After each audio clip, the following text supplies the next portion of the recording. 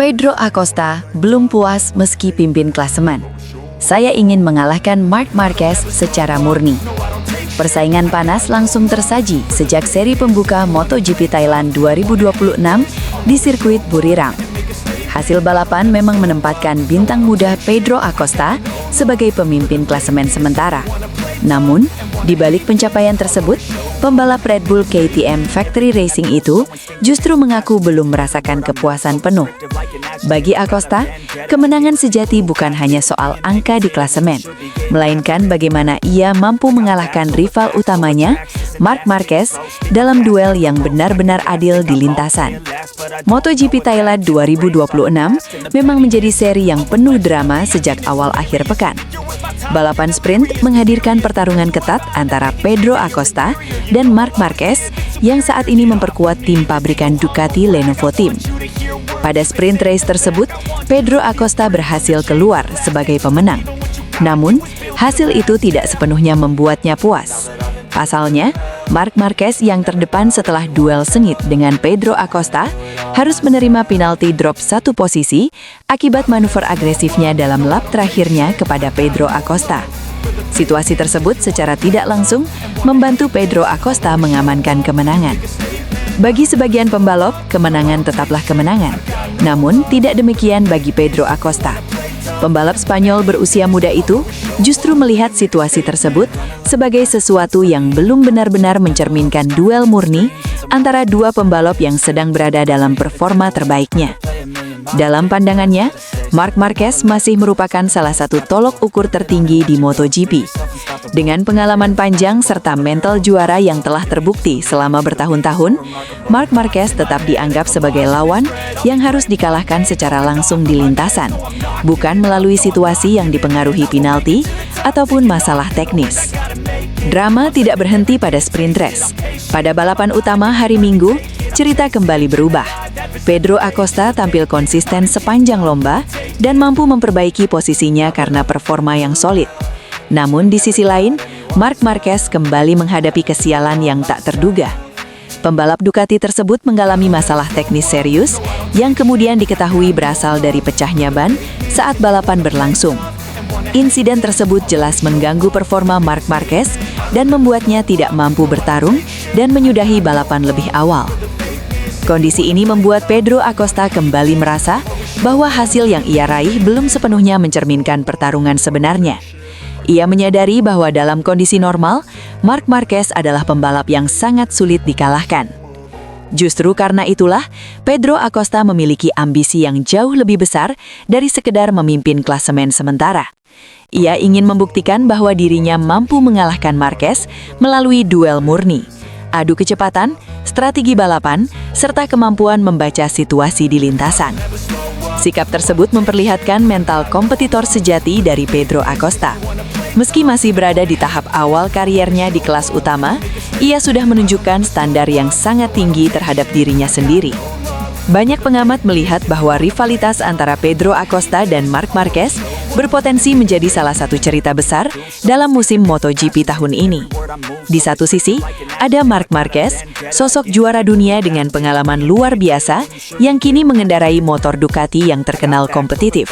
Di sisi lain, ada Pedro Acosta, talenta muda dengan agresivitas dan keberanian yang seringkali mengingatkan publik pada generasi juara sebelumnya. Jika performa keduanya terus berada di level tinggi, maka duel antara KTM dan Ducati berpotensi menjadi salah satu rivalitas paling menarik dalam beberapa musim terakhir. Terlebih lagi, Pedro Acosta telah menunjukkan bahwa dirinya tidak sekedar datang sebagai pembalap berbakat, melainkan sebagai penantang serius dalam perebutan gelar. Dengan masih panjangnya musim MotoGP, peluang untuk menyaksikan duel langsung antara Pedro Acosta dan Marc Marquez masih sangat terbuka. Dan bagi Pedro Acosta sendiri, satu hal sudah jelas. Ia tidak hanya ingin menang, ia ingin menang dengan cara yang tidak meninggalkan keraguan. Karena bagi Pedro Acosta, kepuasan sejati baru akan datang ketika ia mampu menaklukkan Marc Marquez dalam pertarungan murni di lintasan, tanpa penalti, tanpa masalah teknis, dan tanpa faktor keberuntungan. Sebuah duel yang benar-benar ditentukan oleh skill, strategi, dan keberanian di atas motor. Dominasi yang selama 2 musim terakhir terasa nyaris absolut, akhirnya runtuh. Dan yang meruntuhkannya bukan kebetulan. Aprilia Racing membuka MotoGP 2026 dengan pernyataan keras di MotoGP Thailand 2026 bukan sekedar kemenangan, tetapi demonstrasi kekuatan teknis dan konsistensi tim yang langsung mengguncangkan peta persaingan. Di saat banyak pihak masih menempatkan Ducati sebagai tolok ukur utama performa, Aprilia justru tampil sebagai paket paling komplit di Buriram. Sejak sesi latihan bebas, sinyal kecepatan Aprilia sudah terlihat. Motor RSGP menunjukkan keseimbangan yang solid antara akselerasi keluar tikungan dan stabilitas saat pengereman keras, dua aspek krusial di sirkuit dengan karakter stop and go seperti Buriram. Hasilnya konkret. 4 pembalap Aprilia konsisten berada di 5 besar sepanjang akhir pekan. Dan di balapan utama, Marco Bezzecchi mengeksekusi performa dengan sempurna. Ia memimpin sejak fase awal, menjaga ritme lap yang stabil, serta mengontrol degradasi ban dengan presisi tinggi. Tidak ada drama, tidak ada tekanan berarti dari belakang. Bezzecchi tak terkejar. Kemenangan itu bukan hasil duel lap terakhir. Itu kemenangan yang dibangun lewat kontrol penuh sejak start hingga garis finish. Fakta penting, dalam beberapa musim terakhir, jarang ada tim yang mampu mengunci balapan utama sejak lap pembuka tanpa tekanan signifikan dari Ducati. Thailand 2026 menjadi pengecualian. CEO Aprilia Racing, Massimo Rivola, menegaskan, kemenangan ini bukan akhir dari perjuangan, melainkan awal dari proyek jangka panjang yang telah dibangun bertahun-tahun. Kami tidak datang ke Thailand untuk membuat kejutan satu kali, tegas Rivola dalam pernyataan pasca balapan. Target kami adalah konsistensi di setiap seri. Jika kami bisa menjaga level ini, maka kami tidak lagi berbicara soal menantang, kami berbicara soal memimpin. Pernyataan itu mencerminkan kepercayaan diri yang kini tumbuh di internal Aprilia. Proyek pengembangan aerodinamika, distribusi bobot motor, serta optimalisasi elektronik tampaknya telah mencapai titik kematangan yang selama ini mereka kejar. Yang menarik, Aprilia tidak hanya cepat dalam satu lap, mereka kuat dalam long run. Ini indikasi penting bahwa performa mereka bukan sekedar hasil kondisi trek tertentu. Sementara itu, perhatian besar tertuju pada kubu Ducati Lenovo Team. Tim yang selama ini menjadi standar emas MotoGP justru meninggalkan Thailand dengan tanda tanya besar. Harapan utama mereka, Marc Marquez, mengalami insiden pecah ban yang mengakhiri peluang kompetitifnya di balapan utama. Insiden tersebut bukan hanya merugikan secara hasil, tetapi juga memicu diskusi teknis. Apakah itu murni faktor eksternal? Apakah tekanan setup terlalu agresif? Atau ada batas performa komponen yang terlampaui? Dalam olahraga seketat MotoGP modern, satu kegagalan teknis bisa menjadi titik awal evaluasi besar-besaran. Marc Marquez sebelumnya juga menerima penalti di sprint race, membuat akhir pekan Ducati terasa jauh dari kata ideal. Kombinasi kesalahan balap dan kendara teknis memunculkan persepsi bahwa dominasi mereka tidak lagi tak tersentuh. Namun penting dicatat, satu seri tidak serta-merta menghapus fondasi teknis Ducati yang kuat. Yang berubah adalah narasi. Kini ada penantang nyata. Keunggulan Aprilia di Thailand dapat dijelaskan melalui beberapa faktor kunci. Manajemen ban lebih stabil. Di tengah suhu lintasan tinggi, RSGP mampu menjaga degradasi ban belakang lebih baik dibanding rival. Ini memungkinkan pembalap mempertahankan pace tanpa penurunan signifikan di 5 hingga 7 lap terakhir. Stabilitas pengereman. Sektor pengereman keras di Buriram menjadi titik kuat Aprilia. Motor mereka tampak minim gejala catar dan tetap presisi saat masuk tikungan. Distribusi performa tim. Bukan hanya satu pembalap yang cepat, konsistensi kolektif di 5 besar menunjukkan paket motor bekerja di berbagai gaya balap. Jika performa ini berlanjut di trek dengan karakter berbeda, maka musim 2026 bisa berubah menjadi era baru. Kemenangan di seri pembuka memberi keuntungan psikologis yang sangat besar. Aprilia tidak hanya memimpin klasemen konstruktur, tetapi juga mengirim pesan bahwa mereka siap mengakhiri era dominasi tunggal. Bagi Ducati, tekanan meningkat. Ekspektasi tinggi selalu melekat pada tim dengan sejarah kemenangan besar. Ketika hasil tidak sesuai harapan, sorotan media dan publik menjadi lebih tajam. Marc Marquez sendiri dikenal memiliki mental kompetitif luar biasa. Namun awal musim yang kurang ideal memaksanya mengejar sejak dini, situasi yang sering meningkatkan risiko strategi agresif. Sementara itu, Rivola dan Aprilia berada di posisi nyaman, memimpin tanpa beban mengejar. MotoGP Thailand 2026 mungkin baru satu seri, tetapi dampaknya terasa signifikan. Aprilia membuktikan prediksi pramusim bukan sekedar hype. Mereka tampil matang, cepat, dan terorganisir. Ducati untuk pertama kalinya dalam waktu lama terlihat bisa diserang. Pertanyaan besarnya kini, apakah ini hanya kemenangan awal musim yang situasional atau benar-benar awal dari perubahan keseimbangan kekuatan di MotoGP? Jawabannya akan terlihat dalam beberapa seri ke depan. Namun satu hal sudah jelas, Thailand 2026 menjadi penanda bahwa persaingan musim ini tidak akan berjalan satu arah. Dan bagi penggemar MotoGP, itu kabar terbaik yang bisa terjadi. Tekanan besar, ekspektasi tinggi, dan rekor panjang yang akhirnya terhenti. Seri pembuka MotoGP 2026 di Buriram bukan sekedar balapan biasa bagi Ducati, melainkan akhir pekan yang menguji fondasi mental proyek mereka bersama Marc Marquez. Di tengah badai kritik dan hasil yang jauh dari harapan, satu hal justru mencuri perhatian pedok. Ketenangan luar biasa sang juara dunia. Berlaga di Chang International Circuit, Ducati untuk pertama kalinya dalam 88 seri gagal menempatkan pembalapnya di podium. Statistik yang selama bertahun-tahun menjadi simbol dominasi pabrikan Italia itu runtuh dalam kondisi yang penuh drama. Hasil tersebut tentu menjadi pukulan, terlebih karena pembalap yang diandalkan untuk memimpin era baru adalah Marc Marquez. Namun alih-alih menunjukkan frustrasi atau menyalahkan situasi, Marc Marquez justru memperlihatkan kematangan mental yang bahkan membuat pembalap penguji Ducati, Michele Pirro, mengaku terkejut. Akhir pekan Buriram sebenarnya diawali dengan potensi besar. Marquez tampil konsisten cepat sejak sesi latihan bebas. Ritme balapnya stabil, dan secara simulasi kecepatan ia berada dalam rentang kompetitif untuk memperebutkan kemenangan. Namun drama meledak saat sprint race. Dalam duel ketat melawan Pedro Acosta, Marc Marquez melakukan manuver overtake agresif yang kemudian dinilai steward terlalu beresiko. Keputusan penalti mengubah hasil akhir dan memaksanya merelakan kemenangan yang sudah berada dalam jangkauan. Bagi sebagian pembalap, keputusan semacam itu bisa memicu emosi atau mengganggu fokus untuk balapan utama. Tetapi Marc Marquez memilih pendekatan berbeda. Jika sprint race menghadirkan kekecewaan, balapan utama menjadi pukulan telak. Saat masih menjaga peluang finish kompetitif, Marc Marquez mengalami pecah ban di lap ke-21. Insiden tersebut memaksanya menghentikan balapan sebelum garis akhir.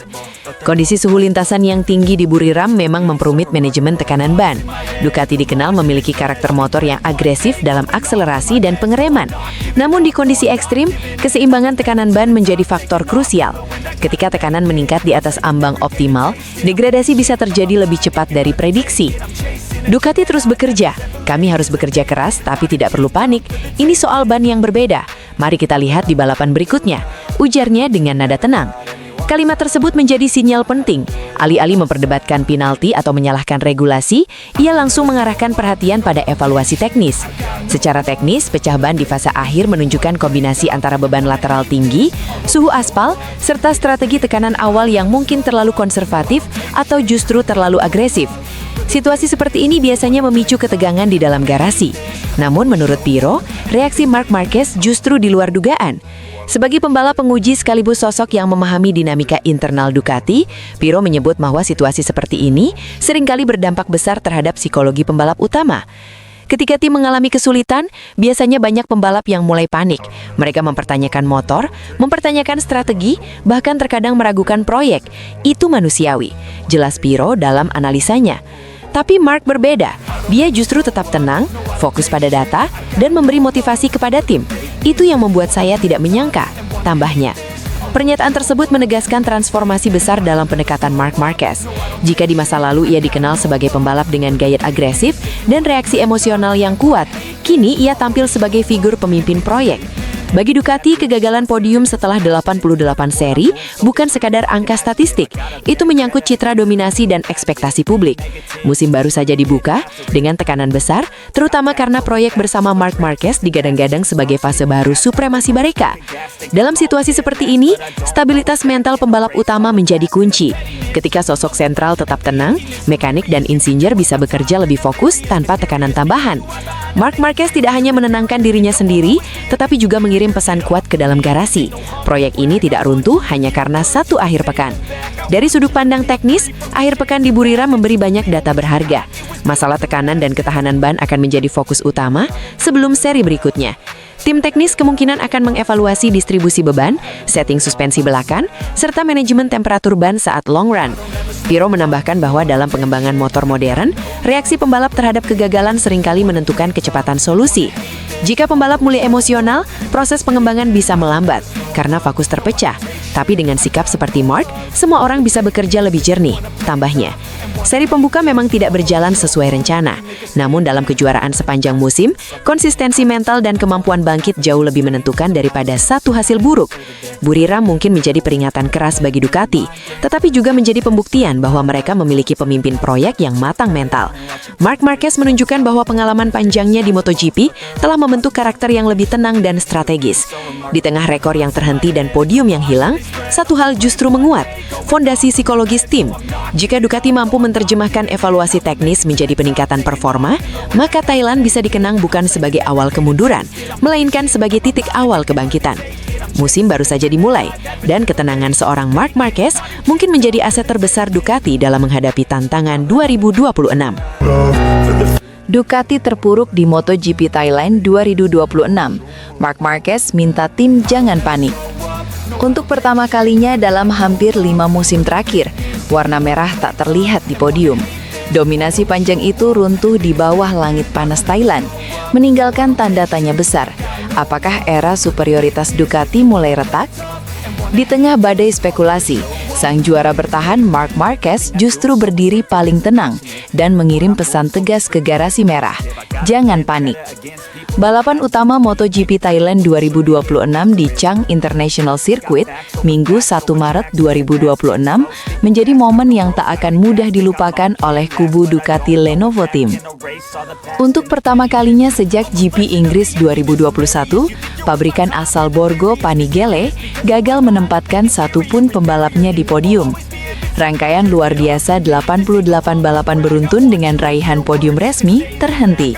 Sebuah rekor konsistensi yang selama ini menjadi simbol superioritas teknis Desmos edisi.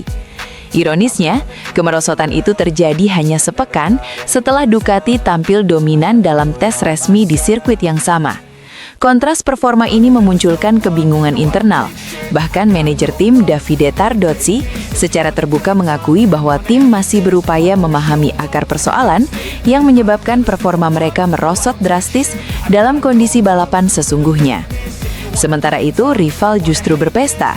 Aprilia Racing merayakan kemenangan melalui Marco Bezzecchi, mempertegas bahwa peta persaingan musim 2026 tidak lagi satu arah.